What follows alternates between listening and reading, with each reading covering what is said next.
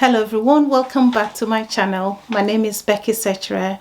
Those of you who don't know me, I do nursing videos. I give tips and advice to any new person, nurses or care assistants who have come to the UK. And today I have a guest on my channel, and this guest is my own daughter. I had to work hard for her to agree to come on the channel today, and she's going to share with you. So as you know, all of us from overseas, we come here with our children. So she's going to be telling you a lot. So if you want to hear more, why not watch this video to the end? It promises to be very exciting.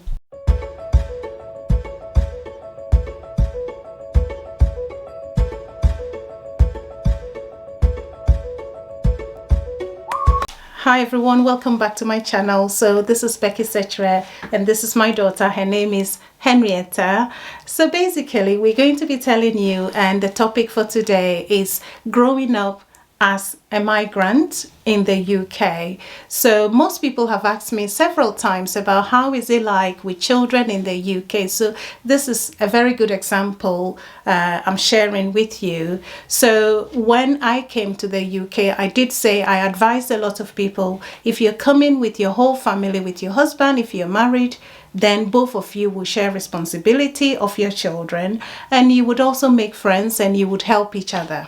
However, if you're a single parent, it can be a bit difficult. For me, when I was coming, I knew nothing about UK. I have no family in the UK. So I decided to leave my daughter behind. It was the hardest decision any parent could make, but unfortunately, I had to make that decision. So she was back home with family, and then after 1 year, I brought her over. So by the time she got here, she was just about 3 years old. So I'm going to be asking a few questions. So my first question to you, Henrietta, is can you remember when you first arrived in the UK? I was 3 years old, so I can't remember. You couldn't remember a lot. You just remembered finding yourself in a completely different country. And how was your primary school experience in the UK when you came? Because in Ghana, you did not even start school at all, did you? No.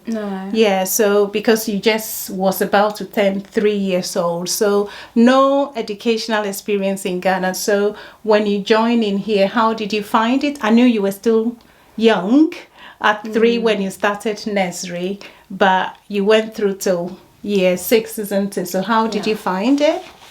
It was quite a few years ago, so it was a bit hard to remember. But I'd say I felt like I integrated very well in the school. Okay. But the thing is, my school was a very multicultural school. So there were many of us immigrants there. Yeah. So it might be different for other people. Places. Yeah, that's fine. So you found it okay, you integrated okay. So for parents who might be worrying, they've arrived the first time and their kids are going to be starting primary school in the UK and they are worried, are they going to fit in well? What do you think? The only difference is that since in Ghana we speak English, it might be different for people who are coming over here with children who don't speak English. They might not be able to integrate as well, and they might get bullied. But it really depends on the school they go into and if they can find their own group in the school. And then the confidence to be able to make friends and things like that as well, isn't it? Okay, so let's move to secondary school. So you have gone through from nursery, you went to primary, and you've got to secondary school. How was that experience as well? So secondary school was varied. I did well in secondary school, and the teachers were really nice, but there were still quite a few issues with racism in my school, especially with some of the students. But that's how school is really over here. Quite a few students like picking on other students for a variety of reasons. But apart from that, I did well in the school. So it wasn't too much of a problem apart from some other kids being a bit, Yeah, I could get a bit demoralizing, but it wasn't a massive issue. Yeah, I was going to ask, how did that impact on you? How did that affect you? It definitely wasn't nice, and it can make you, feel like you're going to experience racism at any time. But it's been quite a while since then, so I've gotten past that. Yeah, and you moved on from it. Yeah. And did the school do anything about that incident? They said they did, but I didn't see any proper results.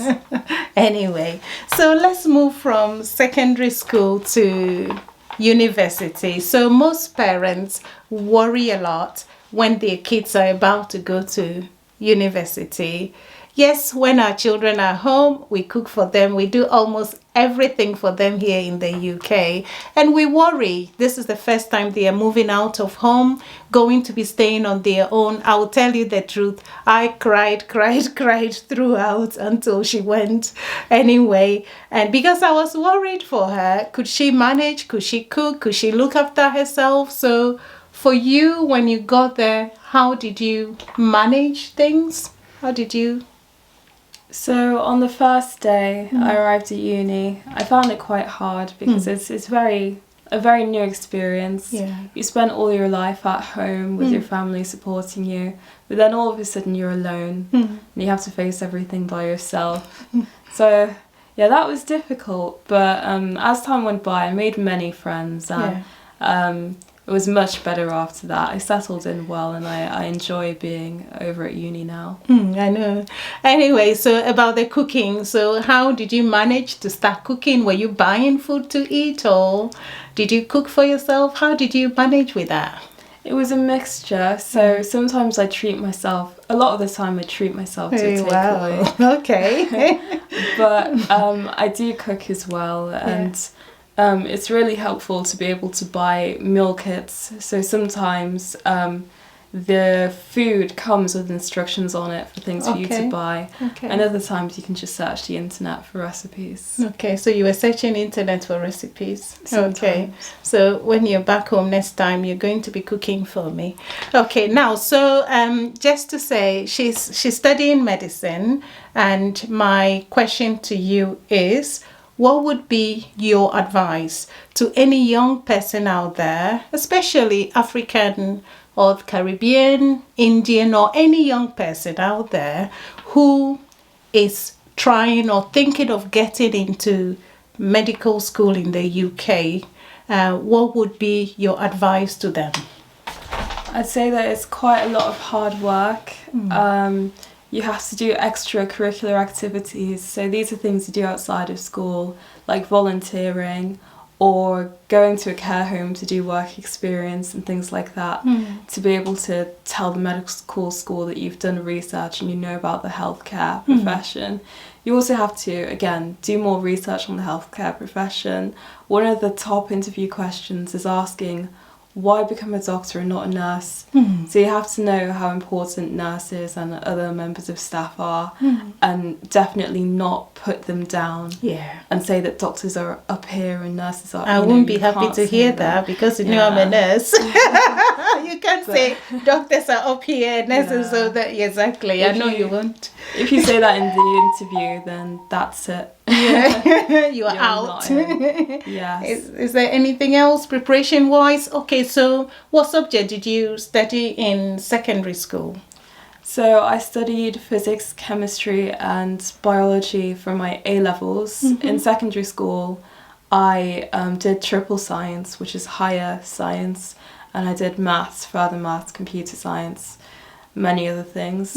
But anyway, the most important thing is for your A-levels, so that's sixth form, you have to do at least chemistry. Yeah. A lot of universities like biology, and your third subject should most likely be either maths or physics, something science-based. But I don't think they'd care too much if you choose something else, as long as you have chemistry and biology. And you should get around maybe an A or an A star. Okay. But a lot of hard work and grades. But at the same time, there's an element of luck to it. Okay. You could be the highest achieving student, have all of the requirements, be amazing, but you still won't get in because you might just be unlucky. Really? Yeah. Well, that's quite difficult, isn't it? Yeah, but you know, with hard work and, you know, determination, and if you get all the grades and you're able to do your interview and you go through well. So the process is you get your A-level. Is there other exams you have to write before? Yeah, so before you do your medical school application, you usually have to do either a UCAT exam or a BMAT exam. The BMAT includes various different topics, so like maths, chemistry, physics and biology. And at the end of the BMAT you have to do an essay. This is a bit of a minority of the universities. So universities like Oxford, Cambridge, Leeds, Imperial, they like the BMAT. Okay. Whereas other universities like my medical school and most of the rest of them prefer the UCAT. Or UCAT, yeah. So you can do both, but it might be hard to do both because it's extra work and revision for you, but it widens your variety of universities you can apply to. And then after that you have to do interview as well. Yeah, so after you apply and you write your personal statement, you send that off, and if you fit the criteria for the university and your application is successful, then they'll invite you to an interview. But even before you get invited to the interview, there's really tough competition because everyone is up here. Yeah. So even if you're an amazing student, you've got everything, you still will get rejected potentially before you even get to the interview. It's not easy. Anyway, thank you very much for agreeing to come on my channel after a long battle to get you here. I'm so glad you did, and I hope you all enjoyed the video as well. So if you have any questions for me, why not just leave a comment, like and share as well, and don't forget to subscribe. I might get her back to discuss something else in the future. She's going back to do her exams, so I won't bother her anymore. Anyway, take care and bye-bye.